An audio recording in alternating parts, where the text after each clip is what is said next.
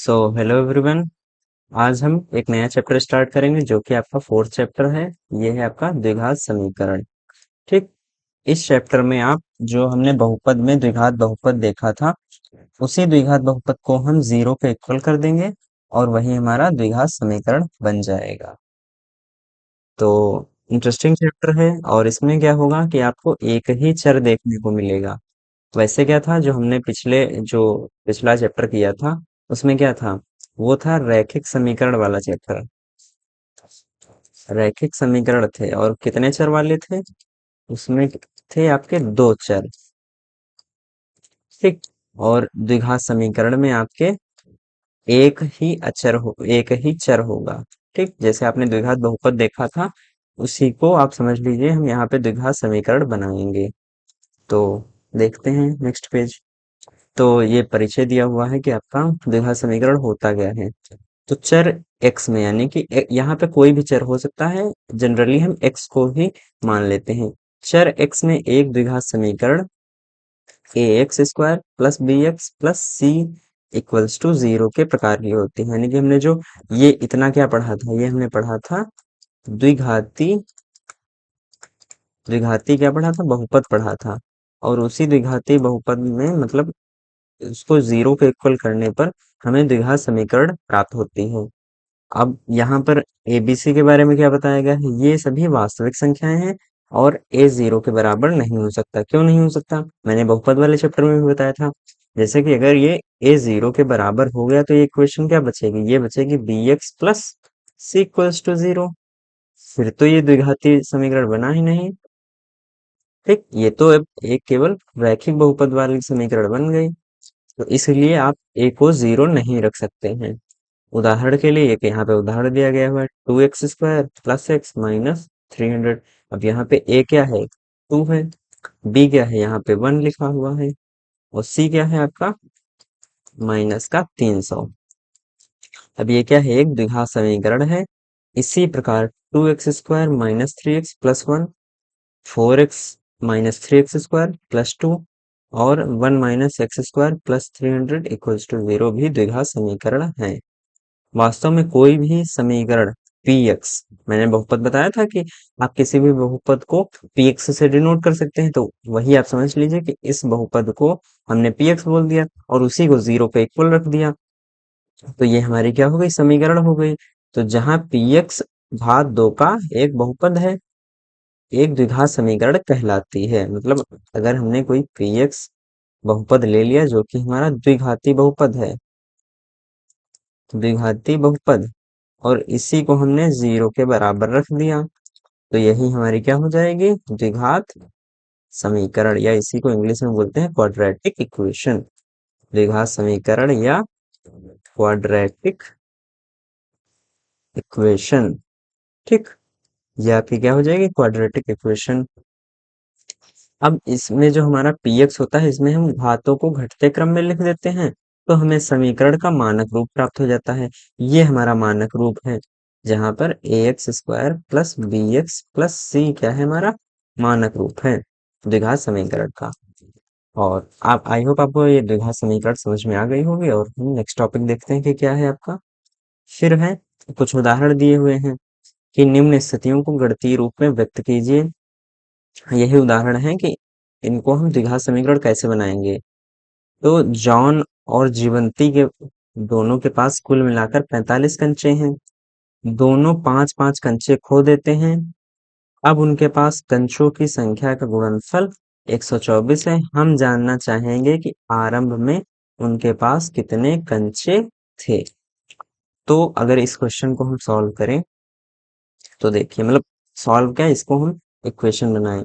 तो जॉन था हमारा और जीवंती थी, इन दोनों के पास कुल मिला के, मतलब अगर इसके पास हम x मान लें और इन दोनों को कुल मिलाकर इनके पास 45 थे, थे ना। तो अगर इसके पास x हो जाएंगे ना तो इसके पास कितने बचेंगे, 45 माइनस एक्स। अब आपने अभी पिछला चैप्टर पढ़ा था, वहां पे हम x मानते थे, y मानते थे, चलो मान लिया हमने x प्लस y, मतलब जियान के पास x है और जीवंती के पास y है, तो दोनों मिलाकर 45 हो गए। अब y को हम क्या लिख सकते हैं, y को हम 45 माइनस एक्स लिख सकते हैं।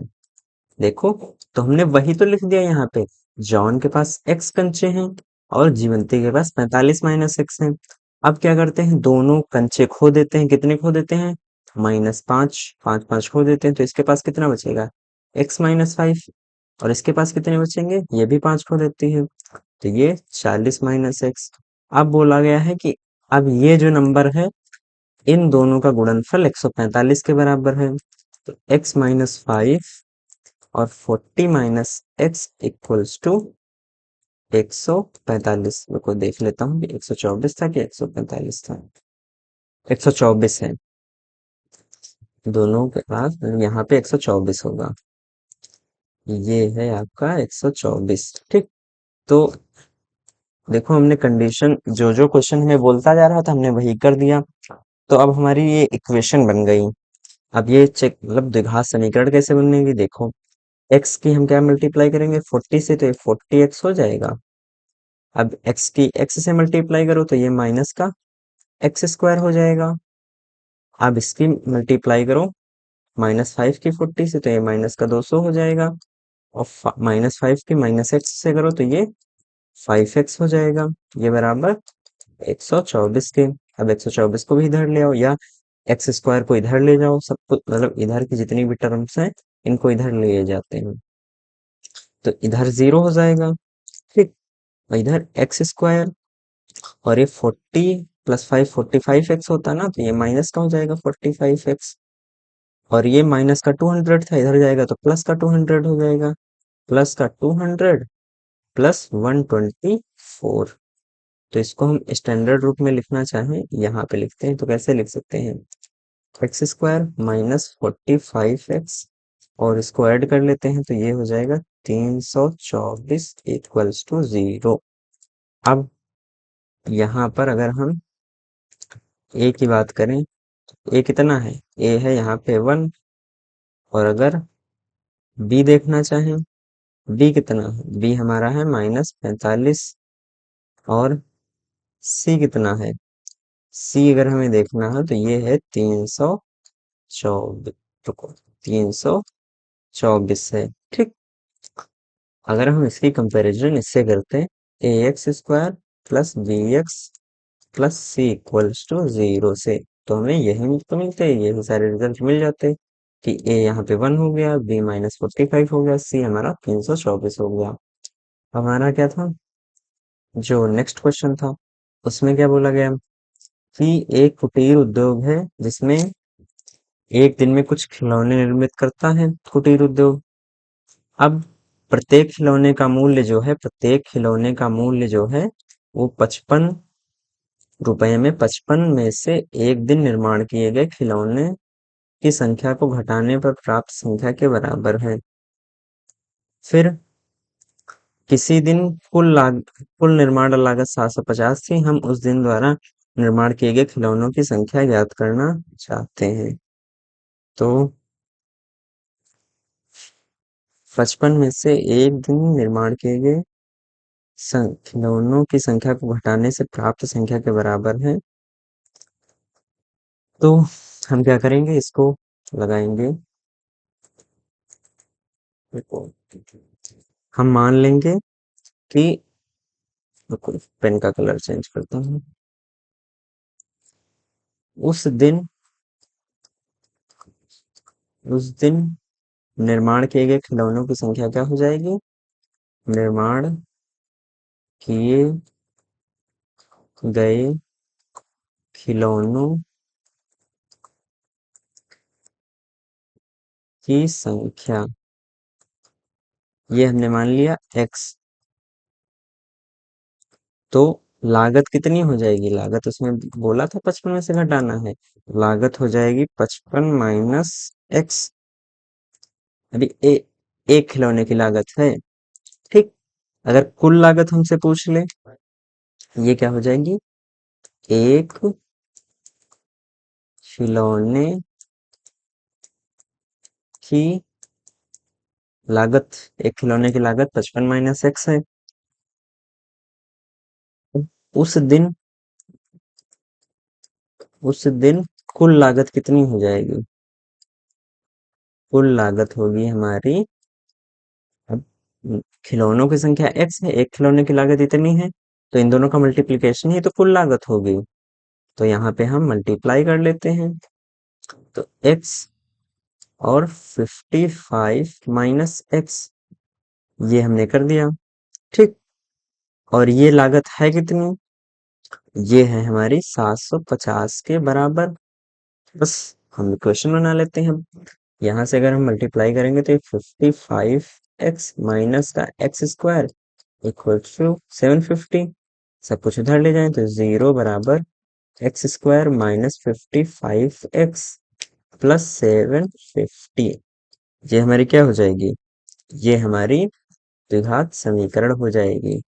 अगर यहाँ पर हमें a देखना हो तो a कितना हो जाएगा 1, b देखना हो तो b कितना हो जाएगा माइनस का 55, और c कितना हो जाएगा 750। हमने किससे कंपैरिजन किया? A x square plus b x plus C equals to 0 से इसका कंपैरिजन किया, इसका कंपैरिजन किया। ठीक। तो हमें एबीसी की वैल्यू, एबीसी आप निकालना सीख लीजिए, क्योंकि आपको आगे जब इसके रूट्स हम मूल निकालेंगे तो वहां पर इनको समझने की जरूरत होगी। तो इसलिए आप एबीसी समझ लीजिए कि कैसे हम निकालते हैं। अब यही हम अगले टॉपिक पे आते हैं। ये क्या है? हमें हल बताना है कि क्या होता है हल।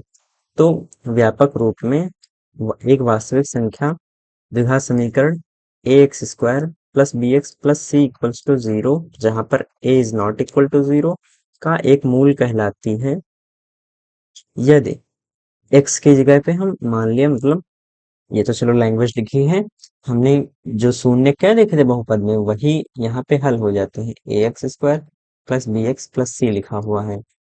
अब एक्स की कोई भी वैल्यू इसका हल बन जाएगी। कंडीशन क्या सेटिस्फाई करनी चाहिए कि x बराबर हम अल्फा अगर रख दें तो वो भी इस इक्वेशन को सेटिस्फाई करे। B alpha plus C equals to 0। अब अल्फा क्या हो सकता है? कोई भी एक वास्तविक संख्या हो सकती है। मान लिया कि हमारा मूल क्या निकल के आ रहा है? 2 निकल के आ रहा था। तो इस दो मूल का मतलब क्या हुआ? इसका ये मतलब हुआ कि हम अगर x की जगह 2 रख दें तो भी हमारी ये जो इक्वेशन होगी ये 0 के बराबर हो जाएगी। यानी कि यहाँ पे 4a plus 2b plus C equals to 0 होगा। ठीक, समझ में आ रहा है?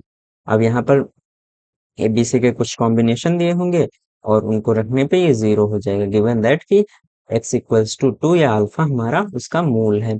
अब हमने उसमें बहुपद चैप्टर में सीखा था कि जो भी द्विघाती बहुपद होते हैं उनके कितने शून्यक होते हैं, उनके शून्यकों की संख्या कितनी थी? उनके शून्यक होते थे 2।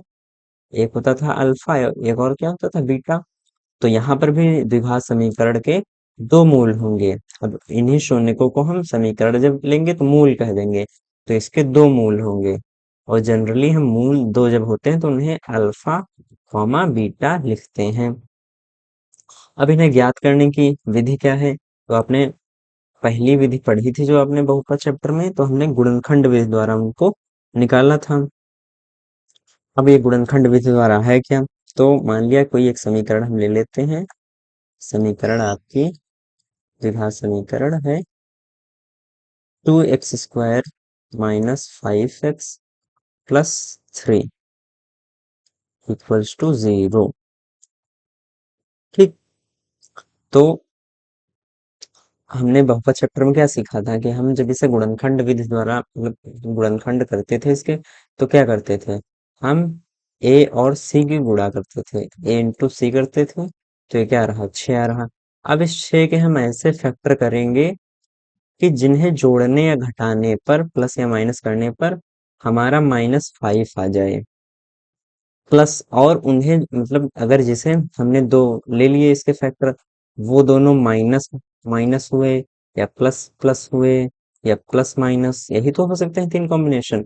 तो यहाँ पे जो चिन्ह होगा इन दोनों की गुणा करने पर भी वो चिन्ह होना चाहिए। तो जैसे मान लिया कि इसके दो फैक्टर हमने दोनों माइनस माइनस में चूज कर लिए, तो इनकी मल्टीप्लाई करोगे तो ये प्लस आ जाएगा, यानी कि ये चल सकता है। ठीक, अगर प्लस प्लस में लिए इनकी भी मल्टीप्लाई करोगे तो ये प्लस में आ सकता है, वो इस क्वेश्चन में चल सकता है। इन्हें मल्टीप्लाई करोगे तो ये माइनस में आएगा, ये नहीं चल सकता है। अब ये दोनों चल तो सकते हैं, लेकिन कंडीशन क्या होनी चाहिए कि यहाँ पे जो इनको जोड़ने पर, मतलब अगर मान लिया पहला माइनस दूसरा माइनस, इनको जोड़ने पे हमारा माइनस का ही बी आना चाहिए, मतलब बी भी आना चाहिए, या प्लस प्लस प्लस, इसको अगर जोड़ लोगे तो हमारा प्लस ही आएगा, यानी कि ये तो होना नहीं होगा, तो हमें माइनस वाले ही लेकर चलने पड़ेंगे। समझ में आया कि माइनस वाले? तो 6 के माइनस में अगर गुणनखंड करें तो एक आपको -6 हो जाएगा, एक -1 हो जाएगा, क्योंकि 6 1 जा 6, माइनस माइनस प्लस हो जाएंगे। लेकिन यहाँ पर क्या हो रहा, यहाँ पे हमें माइनस का 5x करना है। अब इन दोनों को जोड़ने पे तो 5x हो नहीं रहा है, हुआ भला? नहीं हुआ। तो हम क्या करेंगे, मतलब अगर इनको हम -6 और -1 करें तो ये तो -7 हो रहा है, यानी कि ये वाला तो चलेगा नहीं। फिर दूसरे हम माइनस में ले रहे हैं, -3 -2 देख रहे हैं। रुको जरा, इसको हम थोड़ा इरेज कर दें, स्पेस बन जाए। हम्म, इसको इरेज कर देते हैं। तो अगर हम सर, तो अगर हम ये ले लें तो इनको गुणा करो, -3 इंटू -2, प्लस का 6 आ रहा है, यानी कि ये वाला तो चल सकता है। क्या -3 प्लस -2 इनको जोड़ो तो माइनस का 5 आ रहा है, यानी कि ये भी चल जाएगा। समझ में आ रहा है? तो यानी -3 और -2 हम ले सकते हैं। तो इसको कैसे लिखेंगे? इसको हम लिखेंगे, इस बी टर्म को इन्हीं दो टर्म्स के एडिशन के रूप में। तो जैसे हमने ले लिया 2x² -3x, और प्लस लगाओगे वो फिर माइनस लिखो तो कोई मतलब नहीं, तो यहाँ पे इस प्लस से कोई मतलब है नहीं, इसको तुम चाहे माइनस ही लिखना, तो ये हो जाएगा माइनस का 2x प्लस 3 इक्वल्स टू 0। तो अब यहाँ पे क्या करो, 2x² -2x -3x plus 3 equals to 0। अब 2x देखो कॉमन आ रहा, तो यहाँ पे x-1 बचा, और यहाँ से हम क्या लेंगे, माइनस का 3 कॉमन ले लेंगे। अब ऐसा हमने क्यों किया, माइनस का 3 कॉमन को, क्योंकि 3 भी तो कॉमन आ रहा था। तो चलो हम अभी माइनस का 3 ले रहे हैं, फिर अभी 3 लेकर भी बता रहा हूँ कि क्यों वो नहीं लेना है। तो माइनस का 3 हमने कॉमन लिया, तो इसके पास -3, देखो यहाँ पे देखो, इसके पास क्या था, -3 था, इंटू एक्स था। अब ये हमने निकाल लिया, ये हमने बाहर कर लिया, तो क्या बचेगा, यही तो केवल बचेगा, एक्स बचेगा। एक्स हमने यहाँ पे लिख दिया। फिर इसके पास तो केवल प्लस का 3 है, प्लस का 3 है, लेकिन हमें तो निकालना यहाँ से माइनस का 3 है, तो हम माइनस का 3 यहाँ पे बनाएंगे। कैसे बनाएंगे, यहाँ पर हम -1 से गुणा कर देंगे, और -1 से ही भाग कर देंगे, तो कोई फर्क तो पड़ेगा नहीं। भाई -1 से गुणा कर दो, या हमने यहाँ पे इसको प्लस के 3 को -1 से भाग कर दिया। तो ये मान लो ऐसे लिखा हुआ था, -1 यहाँ पे बचेगा। देखो अगर यहाँ से आप 3 निकाल लोगे, माइनस का 3, तो कैसा बचेगा, माइनस का 3 मान लिया, मैंने निकाल लिया, तो यहाँ 1 अपॉन माइनस का 1 बचेगा, और इसी को हम क्या लिख सकते हैं, -1। समझ में आ रहा? आई होप ये, मतलब 3 प्लस का 3 क्या लिखा होता है, इसको हम -3 -1 भी तो लिख सकते हैं। तो यहीं से हमने माइनस का 3 निकाल लिया, तो माइनस का 1 ये बच गया। अब हमने प्लस का 3 क्यों नहीं निकाला था, उसको भी समझ लीजिए कि प्लस का 3 निकालने पर हमें क्या प्रॉब्लम हो जाती। तो यहाँ पर देखिए, यहाँ से अब देखो, ये वाला भी दोनों में देखो कॉमन आ रहा है, तो इसको भी हम अब कॉमन ले लेंगे। इसको हम क्या करेंगे, कॉमन ले लेंगे, तो x-1 अब आ गया हमारा कॉमन। तो यहाँ पे क्या बचा, इस यहाँ पे 2x बचा, और यहाँ पे ये इतना पार्ट कॉमन चला गया, ये भी कॉमन चला गया, तो यहाँ पे 2x बचा, 2x लिख लिया, ये -3, तो और ये इक्वल टू 0 तो था ही सब कहीं। तो हमारी जो गुणनखंड इसके क्या हो गए, तो ये बन गए। 2x-3 equals to 0। अब अगर हम यहाँ पर क्या करते, 2x² -2x -3x +3 equals to 0 में यहाँ पे हमने 2x कॉमन ले लिया, चलो तो 2x कॉमन आ गया और यहाँ x-1 बचा।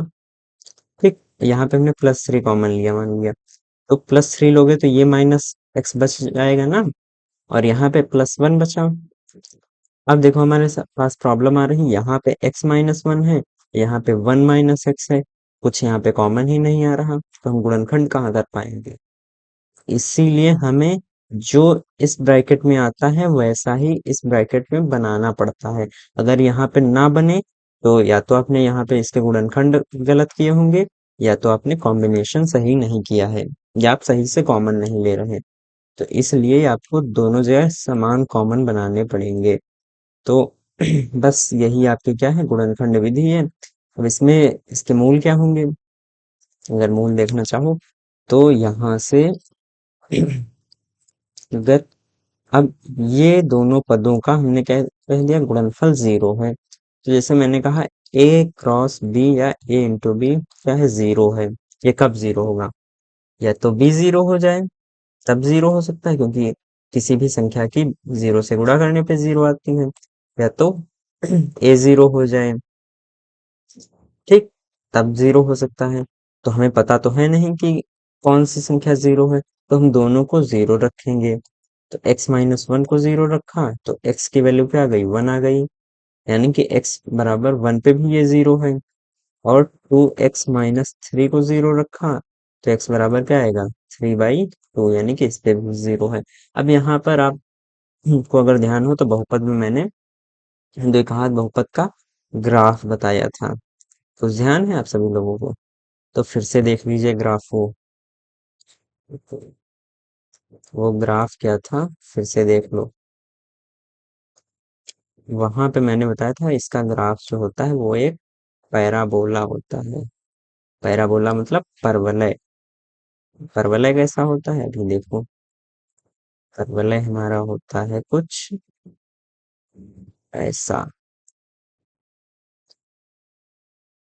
देखो ये तो नहीं सही नहीं है, परवलय हमारा होता है,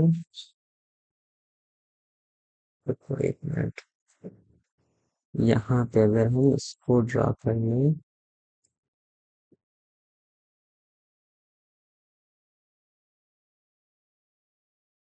और इस पार्ट को हम इरेज कर दें,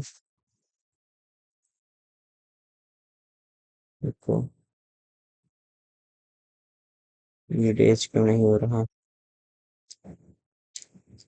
तो इसको हाथ से ड्रॉ कर लेते हैं। तो परवलय हमारा होता है कुछ ऐसा, हमने पढ़ा था ग्राफ में।